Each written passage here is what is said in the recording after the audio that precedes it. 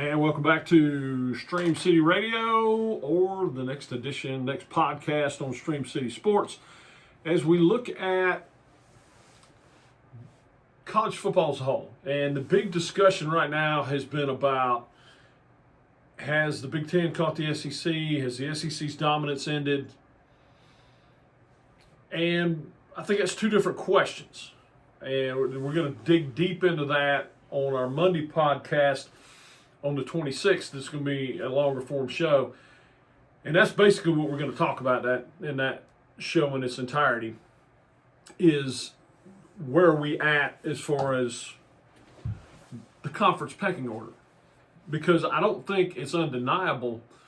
And what I want to do right now is kind of share my impressions, and then we're going to do a deep dive over the weekend, look at the real numbers, and get a feel for the reality of it. Because I think a lot of times we are victims of the moment.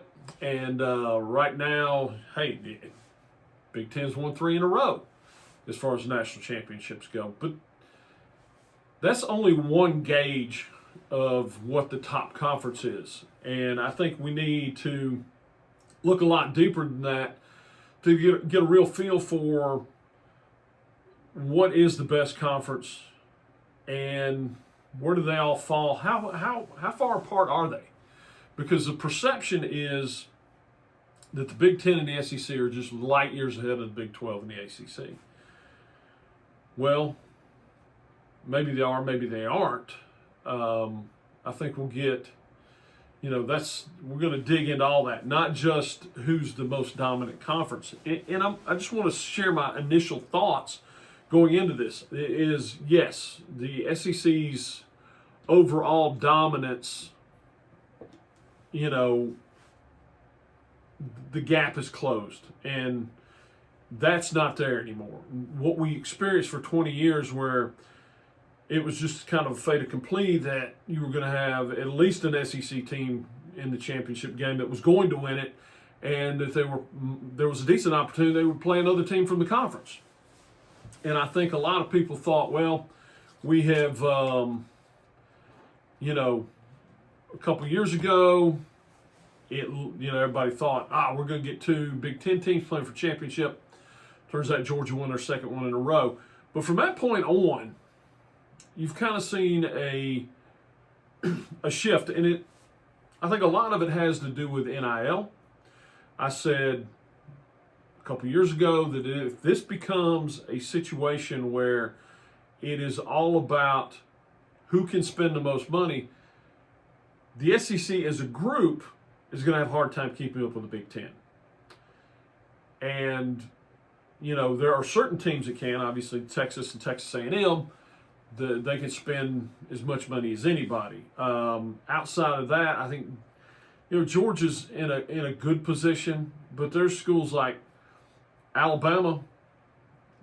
That reign of terror will not come back if this becomes nothing but about dollars. Because while it comes down to Fortune 500 companies, and a couple big money boosters aren't going to be enough unless they are really big money boosters to be able to battle and win at this. So, short of them actually putting some rules into place, which we don't seem to have right now, I don't think there's going to be a repeat of the dominance that we saw from the last 20 years by anybody. And I know, like I said, people want to say, well, the Big Ten has surpassed the SEC. Well, I think the Big Ten has caught the SEC at the top. But there's still more depth at that top level than there is with the Big Ten. The Big Ten legitimately had 3 teams in the playoffs, but I only think 2 of them were legitimate championship contenders. Oregon has not really proven themselves to be a team that's going to compete for a national title once they get in this thing, because that's not the way it's worked out the last couple of years. Now, that's a microcosm. But if we're talking about the Big Ten becoming what the SEC was, they're not there yet. And I don't think they're close to being there yet. They are winning championships, and that's a huge step in that direction. But the depth to go 4, 5, 6 teams deep just simply isn't there. And I think Oregon was a little bit of a paper tiger this year, much like I kind of feel like Oklahoma was for the SEC. And I think also for the SEC, Alabama was kind of living on past accomplishments. They had as good a run during the middle of the season as anybody in the country, but it really had waned towards the end. And some of the teams that were playing better towards the end in Texas and Vanderbilt, I think would have probably done better in the playoffs than Alabama and Oklahoma did. And the other part of it is you had, much like the Big Ten had Indiana take out Oregon, you had the SEC took out 2 of their own, and that's going to happen. But I think when we talk about the strength of schedule, now we're looking at a 1 through 16, 1 through 18 kind of thing. And I just don't think that depth exists in the Big Ten like it does in the SEC.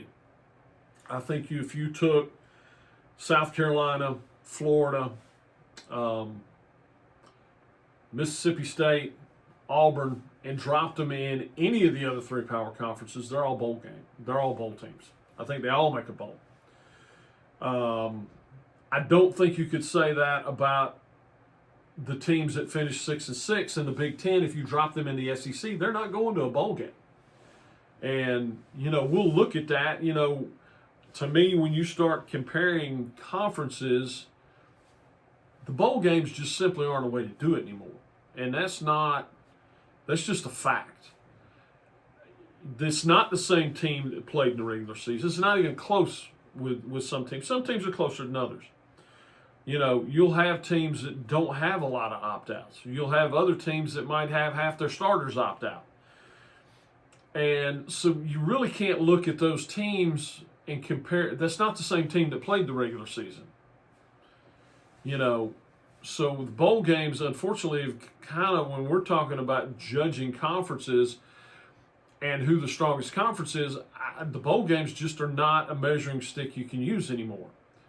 The playoffs are, or the invitational tournament that doesn't have a lot of people sitting out, those are. But even with that, you look at Ole Miss this year, they played without their head coach and part of their coaching staff against Georgia. They played with even fewer of their original coaching staff when they played Miami. So even the playoffs are being impacted, mostly because we have a ridiculous, silly calendar that kind of forces people to do things when they don't necessarily want to have to do them.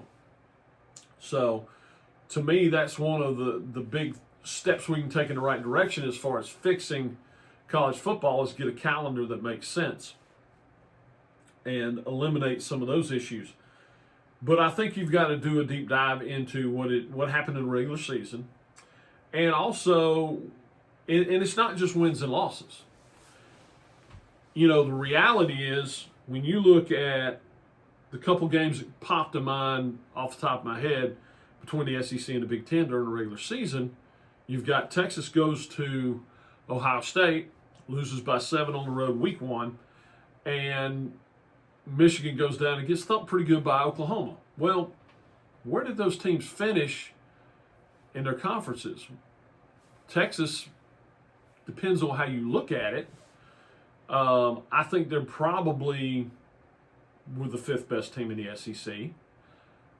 I think, and Ohio State clearly was the 2nd best team in the Big Ten. So for the 5th best team from a conference, or some people would say the 7th best team, depending on how you look at it, from a conference going on the road and losing to the number 2 team in another conference by 7 points, actually speaks more to the strength of the conference that lost the game, because that's my number 5th or 7th team going on the road and almost beating your number 2 team. Much like Michigan going down to Oklahoma. If, Oklahoma, I guess we'd say is the 5th, somewhere between 5th and 7th. I would say they're probably the 6th best team in the SEC if somebody held my feet to the fire. At any rate, a couple points, a couple positions behind Michigan. Michigan clearly the fourth best team. Well, I guess you could say the fifth best team because they did lose to USC, and so we'll call them. So you've got two fairly equal teams playing each other at Oklahoma. Two equal teams playing. That should be a close win for Oklahoma. A big win by Oklahoma, which it turned out to be, is a feather in the SEC's cap. A win by Michigan in that situation obviously is a feather in the Big Ten's cap. So I think just going off of simply wins and losses doesn't really paint the full picture. You've got to do a deeper dive than that. I'd originally kind of planned on maybe making that a bigger part of this show, but needing to look back at the conference, the national championship game, didn't really do that, and so it's going to be a deep dive on Monday. We'll have the numbers, and we'll look at not just the SEC, but all four of the power conferences. Because here is my impression. I think if you take the very top of the SEC and the very top of the Big Ten, it's very competitive. I think there's a few more teams in that conversation in the SEC than there is in the Big Ten. I think the middle of the pack in the SEC is very comparable to the middle of the pack of the Big Ten, but where that starts is very different. I think that starts about fourth in the Big Ten, and I think it starts somewhere around 6 or 7 in the SEC and goes all the way down to probably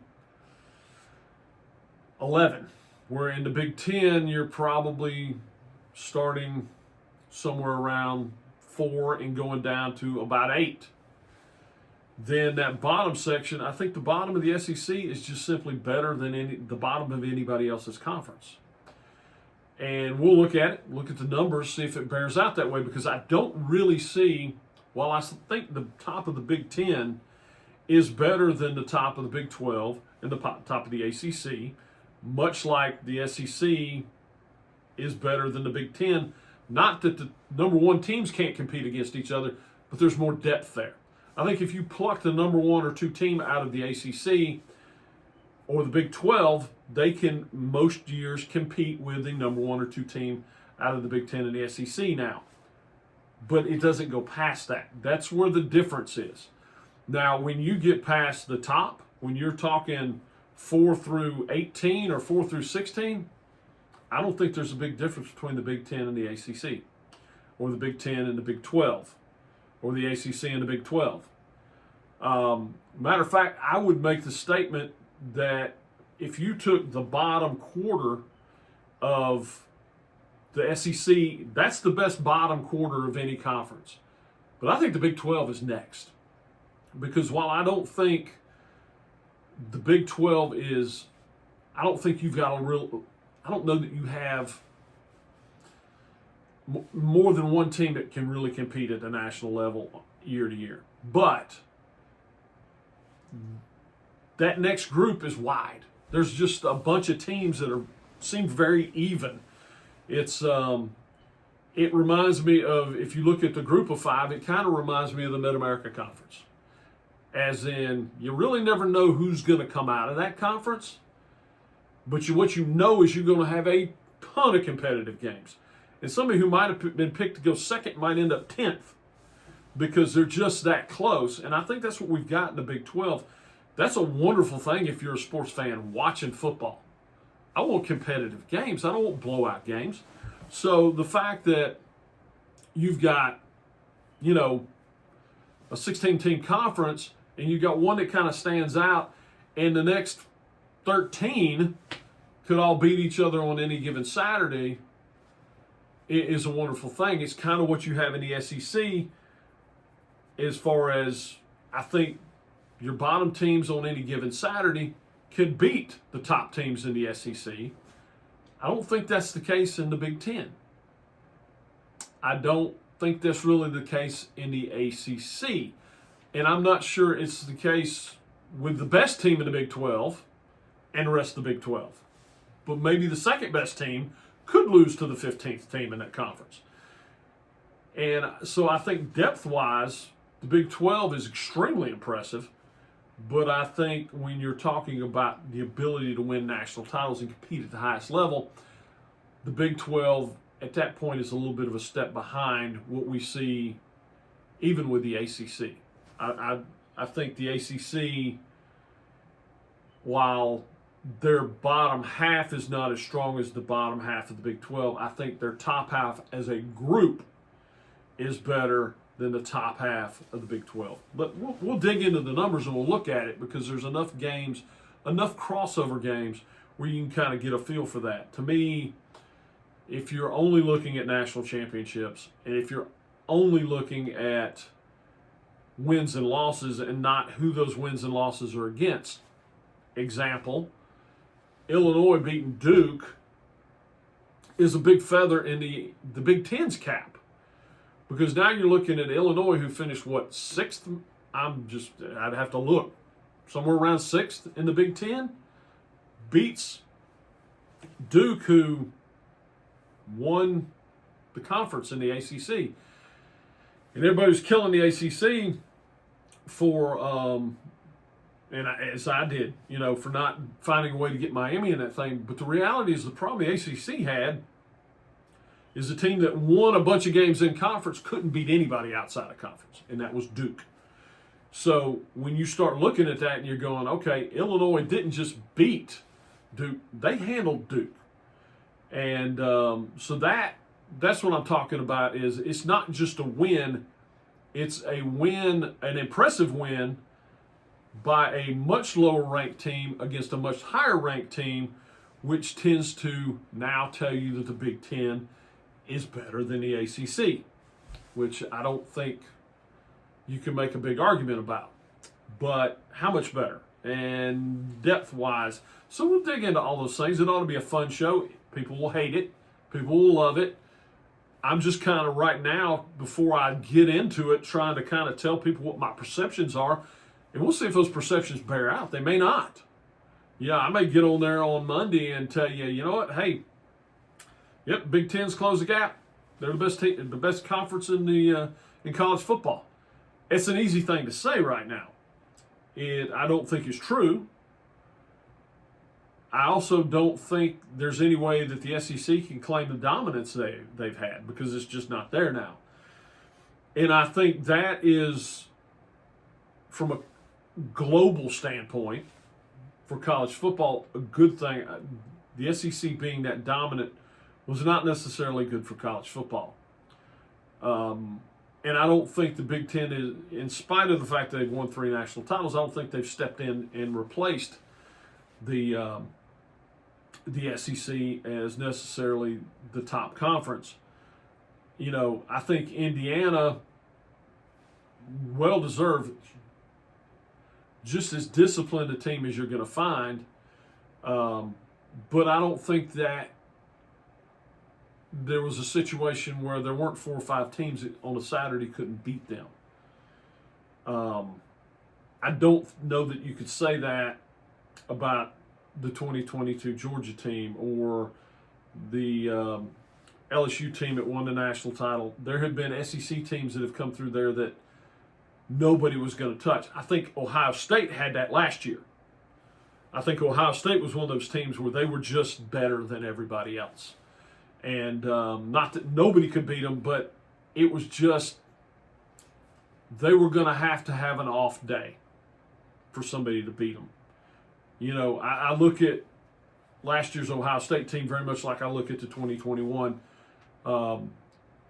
Georgia team that lost to Alabama in the SEC championship, and it lit a fire under them, and they played great football from there out. So I think my impression is that we are a lot closer at the top than we've been in 2 decades. But I think if we look at the aggregate, the entirety of a conference, I think the SEC still holds an edge. Now, will they be able to maintain that? Maybe. I think they probably can, even in this NIL era. I think they're going to have a harder time being dominant at the very top in NIL because I don't think there's a ton of teams that can spend with Ohio State and Notre Dame and some of these other schools. But I think the passion that exists throughout the SEC will keep even the teams towards the bottom of the conference engaged in a way in NIL world where they'll be very competitive. So that all being said, we'll drop that one on Monday and do a deep dive, break it down, take a look at it, and see what we think. Take a break here on Stream City Radio. That'll do it for the podcast here on Stream City Sports. We'll be dropping tomorrow the Sports Travel Show, and still kicking around the name for that. But we'll have one here in about 3 minutes when I record it. So, hope you enjoyed it.